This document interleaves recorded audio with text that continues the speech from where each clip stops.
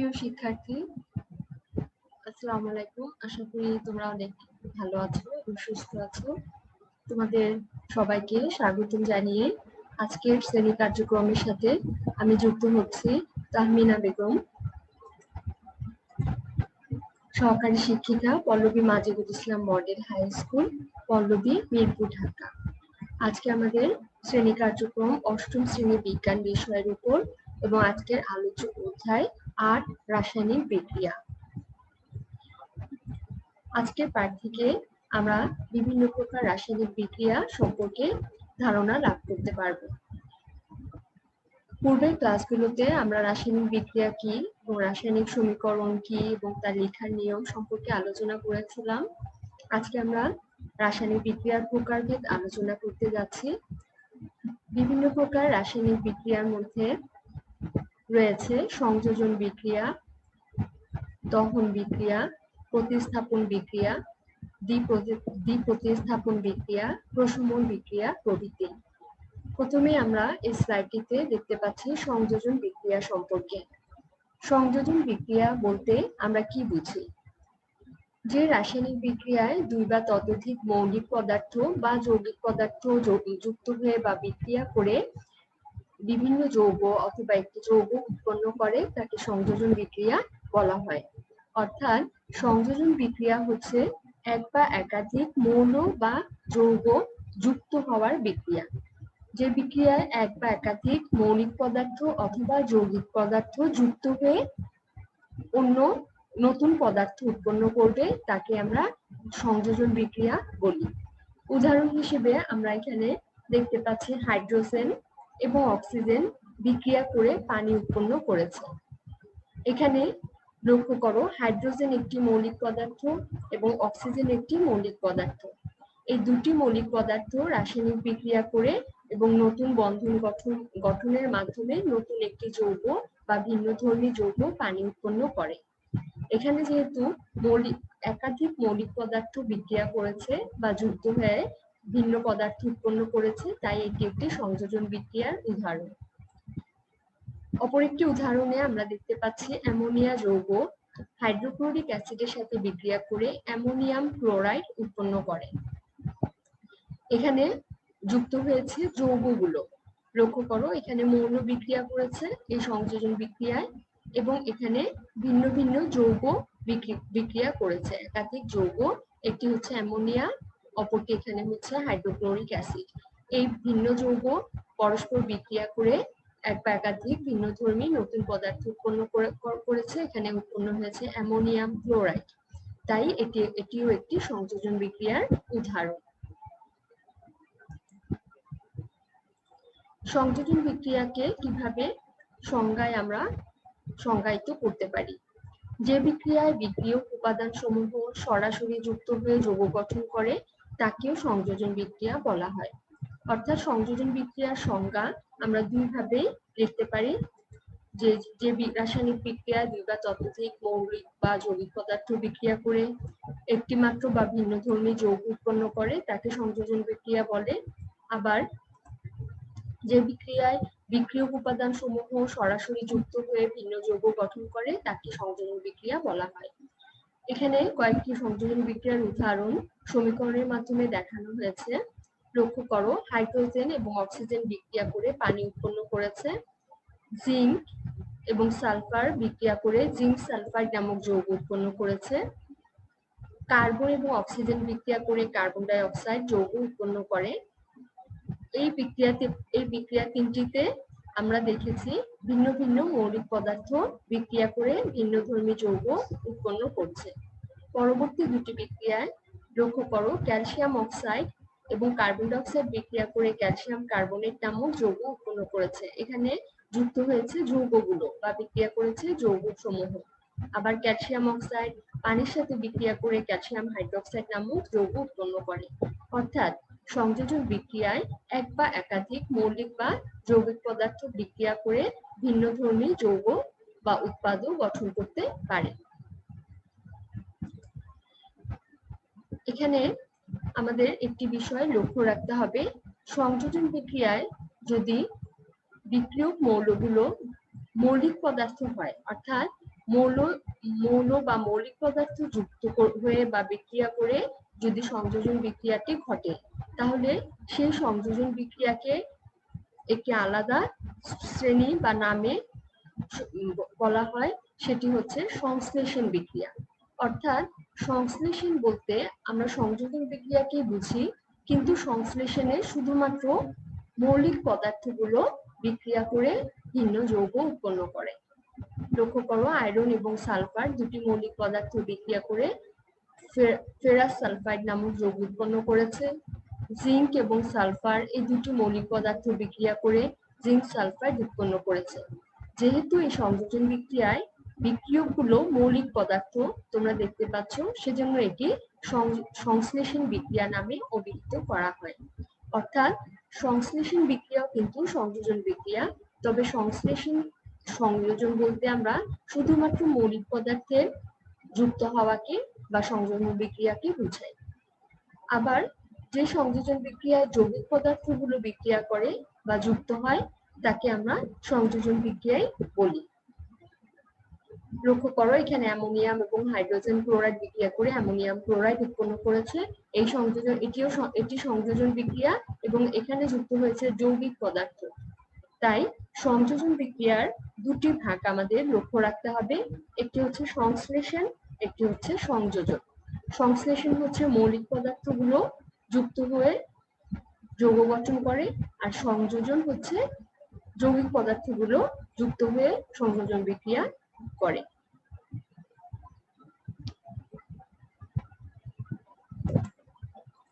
এখানে আমরা কিছু চিত্র ছবির সাথে সাথে কিছু রাসায়নিক সমীকরণও দেখতে পাচ্ছি।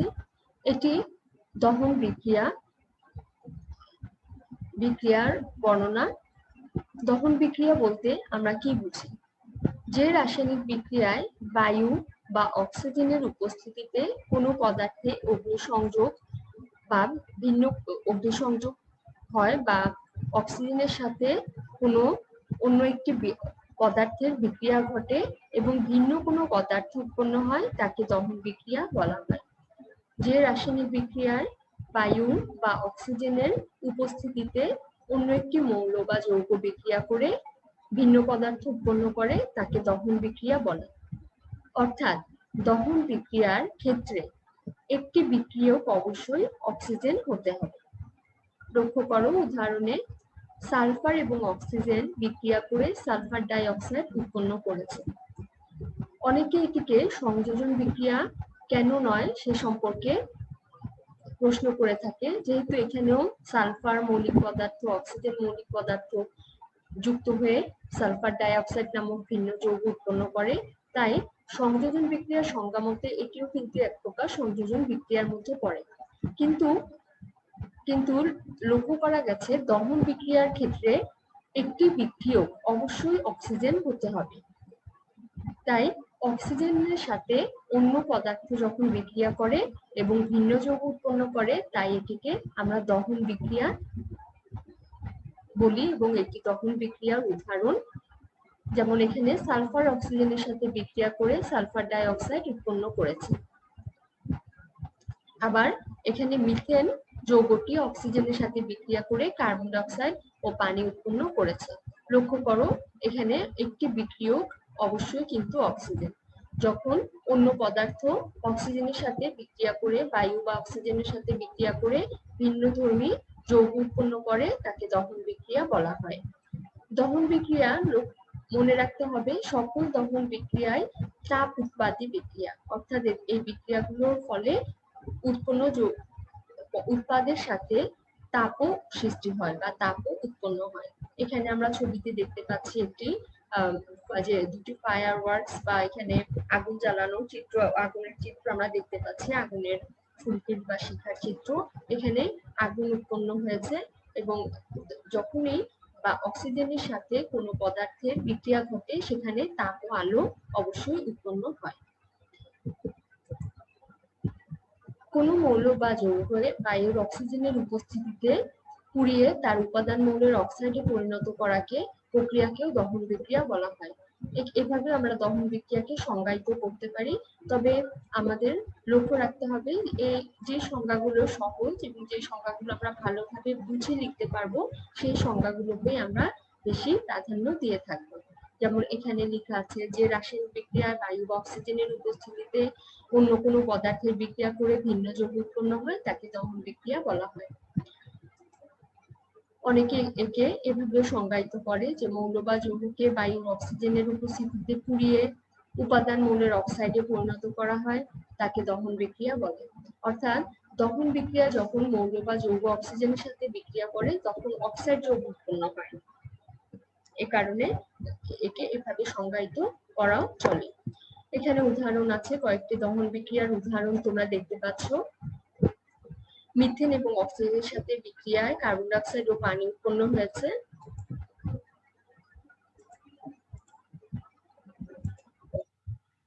সালফার এবং অক্সিজেনের বিক্রিয়ায় সালফার ডাই অক্সাইড উৎপন্ন হয়েছে। নাইট্রোজেন অক্সিজেনের বিক্রিয়ায় নাইট্রোজেন ডাই অক্সাইড উৎপন্ন হয়।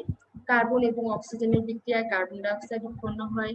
ম্যাগনেসিয়াম ধাতুটি অক্সিজেনের সাথে ম্যাগনেসিয়াম অক্সাইড উৎপন্ন হয়। ফসফরাস অধাতুটি অক্সিজেন অধাতুর সাথে বিক্রিয়া করে ফসফরাস পেন্টঅক্সাইড নামক যৌগ গঠন করে।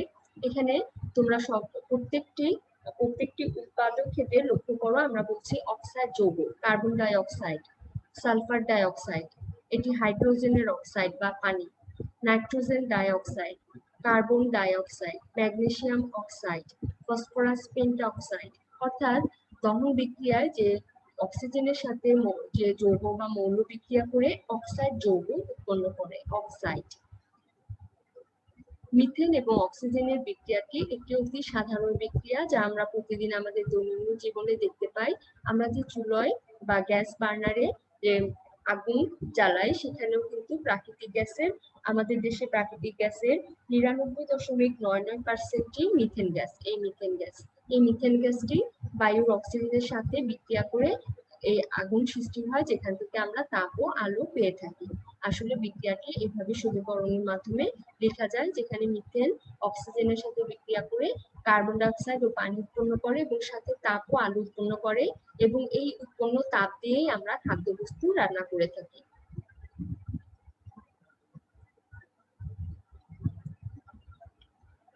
এখানে এই বিক্রিয়াগুলো লক্ষ্য করো।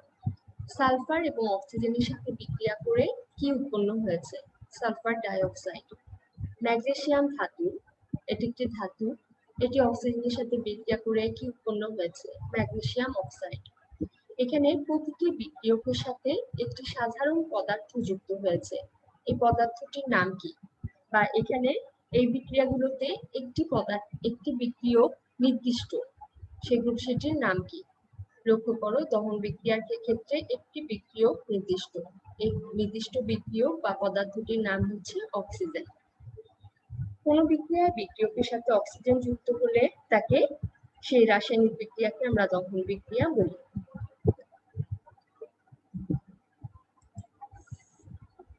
এবার আমরা আলোচনা করব প্রতিস্থাপন বিক্রিয়া। যে রাসায়নিক বিক্রিয়ায় একটি মৌল অন্য যৌগের অণু এক বা একাধিক পরমাণুকে সরিয়ে নিজেই তার স্থান দখল করে তাকে প্রতিস্থাপন বিক্রিয়া বলা হয়।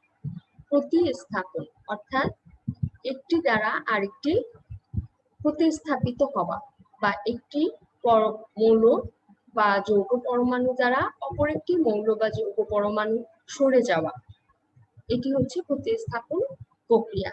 এবং যে রাসায়নিক বিক্রিয়ায় কোনো মৌল বা যৌগের একটি বা একাধিক পরমাণু ভিন্ন একটি মৌল বা যৌগের পরমাণুকে সরিয়ে নিজে সে স্থান দখল করে তাকে প্রতিস্থাপন বিক্রিয়া বলা হয়।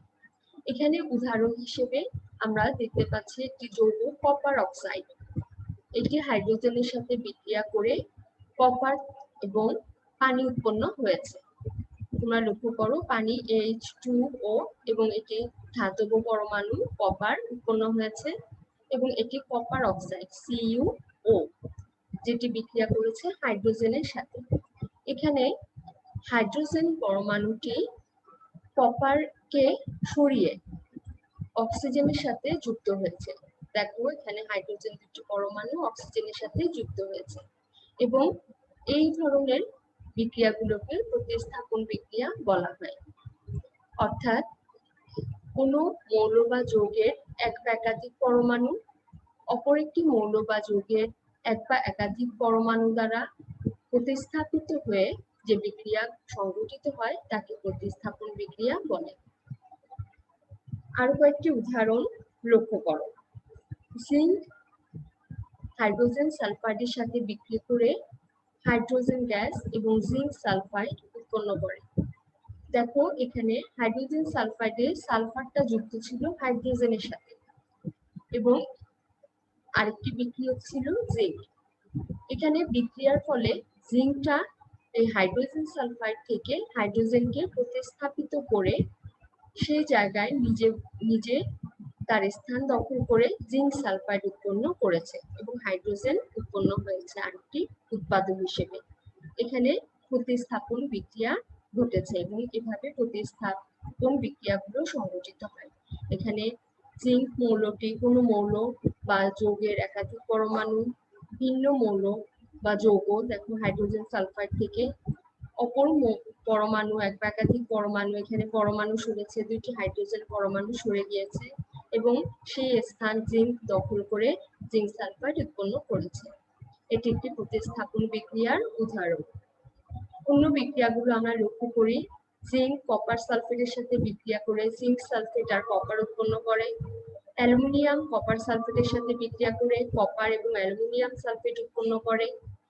আয়রন কপার সালফেটের সাথে বিক্রিয়া করে আয়রন সালফেট কপার উৎপন্ন করেছে। লেড কপার ক্লোরাইডের সাথে বিক্রিয়া করে লেড ক্লোরাইড কপার উৎপন্ন করে। প্রতিটি ক্ষেত্রেই আমরা দেখতে পাচ্ছি কপার সালফেট যৌগটি থেকে এই কপারটা প্রতিস্থাপিত হয়েছে জিঙ্ক দ্বারা, অ্যালুমিনিয়াম দ্বারা, আয়রন দ্বারা এবং লেড দ্বারা এই কপার ক্লোরাইড থেকে কপারটি প্রতিস্থাপিত হয়েছে এবং ভিন্ন ভিন্ন যৌগ উৎপন্ন করেছে। এখানে একটি বিষয় আমাদের অবশ্যই লক্ষ্য রাখতে হবে, তা হচ্ছে যে কোনো মৌলই অন্য যৌগ থেকে যে কোনো মৌলকে সরাতে পারবে না। এক্ষেত্রে আমাকে মৌলের সক্রিয়তার ক্রম মনে রাখতে হবে। এই মৌলের সক্রিয়তা ক্রম মনে রাখার অর্থ হচ্ছে মৌলের একটি শ্রেণী আছে যেখানে উপরের মৌলগুলো অধিক সক্রিয় এবং নিচের মৌলগুলো কম সক্রিয় ধরা হয়। যখন কম সক্রিয় মৌল এখানে দেখো কপার সালফেট থেকে জিঙ্ক কপারকে সরাতে পেরেছে, অর্থাৎ প্রতিস্থাপিত করতে পেরেছে, অর্থাৎ জিঙ্কের সক্রিয়তা কপারের চাইতে বেশি, এজন্যই জিঙ্ক কপারকে সরিয়ে ফেলতে পেরেছে। তোমরা আমাদের দৈনন্দিন জীবনেও লক্ষ্য করবে যে দুর্বল বা শক্তিতে কম শক্তির একজন মানুষ বেশি শক্তির একজন মানুষকে কিন্তু সরাতে পারবে না, কিন্তু বেশি শক্তির একজন মানুষ বা যে কোনো পার্সন হতে পারে যার শক্তি বেশি, সে কিন্তু দুর্বলকে সরিয়ে তার জায়গাটি নিতে পারবে। এখানেও মৌলের সক্রিয়তা ক্রমটি সেজন্য আমাদের মনে রাখতে হবে। যেমন জিঙ্ক কপার সালফেটের সাথে বিক্রিয়া করে জিঙ্ক সালফেট এবং কপারকে সরিয়ে সে নিজের যে কপারের জায়গা দখল করে জিঙ্ক সালফেট উৎপন্ন করেছে, অর্থাৎ মৌলের সক্রিয়তার ক্রম অনুসারে জিঙ্ক কপারের চাইতে বেশি সক্রিয়। যদি এই বিক্রিয়াটি উল্টোভাবে লেখা হতো, অর্থাৎ কপার জিঙ্ক সালফেটের সাথে বিক্রিয়া করত, সেই ক্ষেত্রে কিন্তু কপার জিঙ্ককে সরাতে পারতো না, সেক্ষেত্রে বিক্রিয়াটি ঘটতো না। একইভাবে অ্যালুমিনিয়াম কপারের চাইতে বেশি সক্রিয় হওয়ায় অ্যালুমিনিয়াম কপারকে সরিয়ে অ্যালুমিনিয়াম সালফেট উৎপন্ন করেছে। একইভাবে আয়রন কপারের চাইতে বেশি সক্রিয় হওয়ায় আয়রন কপারকে সরিয়ে আয়রন সালফেট নিজের সেই জায়গা দখল করে আয়রন সালফেট উৎপন্ন করতে পেরেছে। লেড কপারের চাইতে বেশি সক্রিয় হওয়ায় লেড ক্লোরাইড এবং কপার উৎপন্ন হয়েছে। তাই মৌলগুলোর সক্রিয়তা ক্রম আমাদেরকে অবশ্যই জেনে রাখতে হবে। প্রতিস্থাপন বিক্রিয়ার সংজ্ঞাটি আরেকবার দেখে নেওয়া যাক। যে বিক্রিয়ায় কোনো যৌগের একটি মৌল অপর একটি মৌলকে সরিয়ে নিজেই ওই স্থান দখল করে নতুন যৌগ গঠন করে তাকে প্রতিস্থাপন বিক্রিয়া বলা হয়। যেমন আয়রন কপার সালফেটের সাথে বিক্রিয়া করে আয়রন সালফেট এবং কপার উৎপন্ন হয়েছে। এখানে আয়রন কপারকে সরিয়ে সেই স্থান নিজে দখল করে আয়রন সালফেটকে উৎপন্ন করেছে। আবার জিঙ্ক সালফিউরিক অ্যাসিডের সাথে বিক্রিয়া করে জিঙ্ক সালফেট এবং হাইড্রোজেন উৎপন্ন করে, অর্থাৎ জিঙ্ক হাইড্রোজেনের চাইতে বেশি সক্রিয় হয়, সে হাইড্রোজেনকে সরিয়ে নিজে সেই স্থান দখল করে জিঙ্ক সালফেট যৌগটি উৎপন্ন করেছে এবং হাইড্রোজেন অপর একটি উৎপাদন হিসেবে উৎপন্ন হয়েছে। এখন আমরা জানবো বিয়োজন বিক্রিয়া বলতে কি বোঝায়। যে বিক্রিয়ায় একটি যৌগ বিভক্ত হয়ে বা একটি যৌগ বিযোজিত হয়ে দুই বা ততোধিক মৌলিক বা যৌগিক পদার্থ উৎপন্ন করে তাকে বিয়োজন বিক্রিয়া বলে। অর্থাৎ কোন একটি যৌগ এখানে ভেঙে যাবে বা বিযোজিত হবে, বিযোজিত হওয়া মানে ভেঙে যাওয়া, ভেঙে গিয়ে এক বা একাধিক মৌলিক পদার্থ অথবা যৌগিক পদার্থ উৎপন্ন করবে। উদাহরণটি লক্ষ্য করি, ক্যালসিয়াম কার্বনেট বা চুনা পাথর তাপ দিলে এটি বিযোজিত হয়ে ক্যালসিয়াম অক্সাইড বা চুন এবং কার্বন ডাই অক্সাইড গ্যাস উৎপন্ন করে। অর্থাৎ একটি যৌগ বিযোজিত হয়ে এক বা একাধিক মৌলিক বা যৌগিক পদার্থ উৎপন্ন করার বিক্রিয়াকে বিয়োজন বিক্রিয়া বলা হয়। এখানে আমরা আরেকটি উদাহরণ দেখতে পাচ্ছি, যেখানে পানির অণু তোমরা লক্ষ্য করছো, বা এখানে দুটি পানির অণু আছে।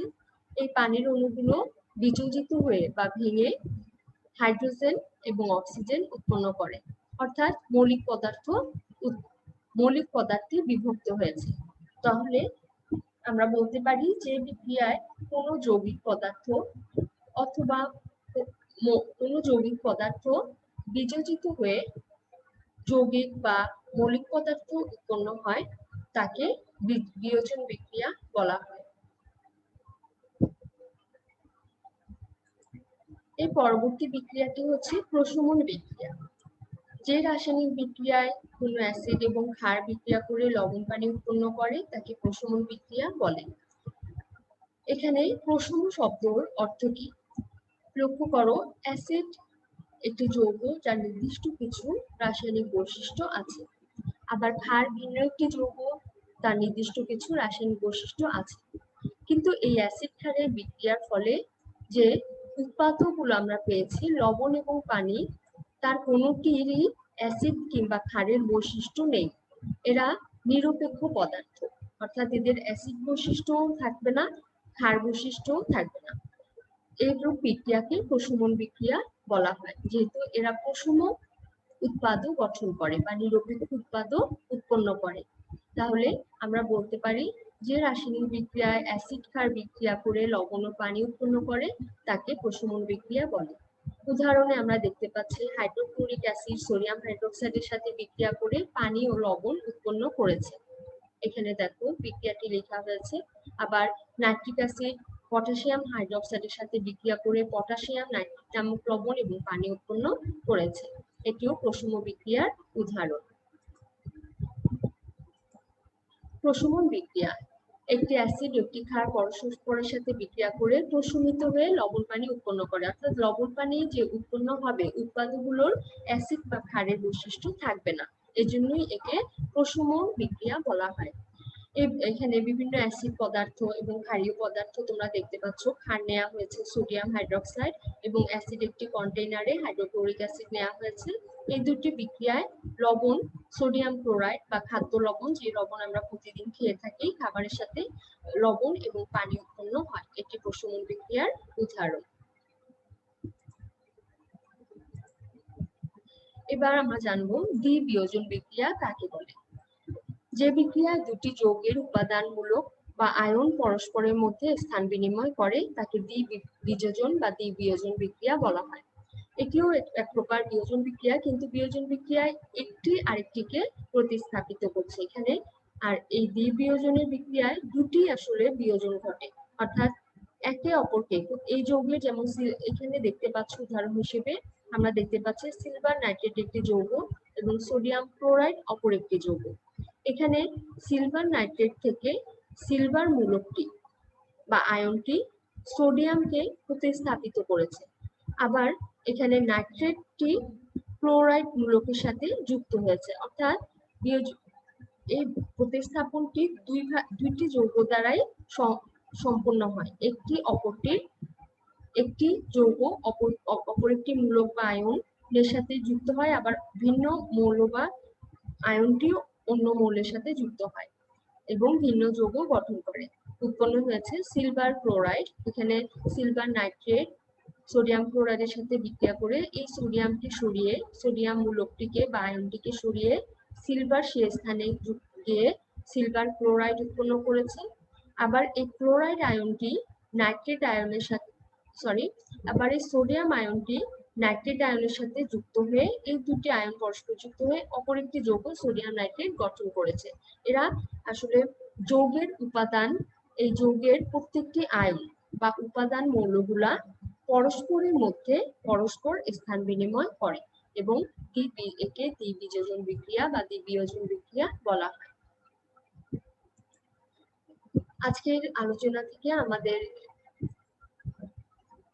নিচের প্রশ্নগুলোর উত্তর আমরা দিতে চেষ্টা করব। যেমন সংযোজন ও সংশ্লেষণ বিক্রিয়া বলতে কি বোঝায়, দহন বিক্রিয়া কি, উদাহরণ সহ ব্যাখ্যা দাও, প্রশমন বিক্রিয়া ব্যাখ্যা করো, বিয়োজন ও দ্বিপ্রতিস্থাপন বিক্রিয়া বিশ্লেষণ করো বা দ্বিবিয়োজন বিক্রিয়া বিশ্লেষণ করো। আশা করি আজকের পাঠ কার্যক্রমটি তোমরা বুঝতে পেরেছো বা বোঝার চেষ্টা করেছো। কোনো রকম সমস্যা থাকলে অবশ্যই কমেন্টস বক্সে জানাবে। এবং সেই সাথে আজকের আলোচনা আমি এখানে শেষ করছি। তোমরা সবাই ভালো থাকো এবং সুস্থ থাকো। আল্লাহ হাফেজ।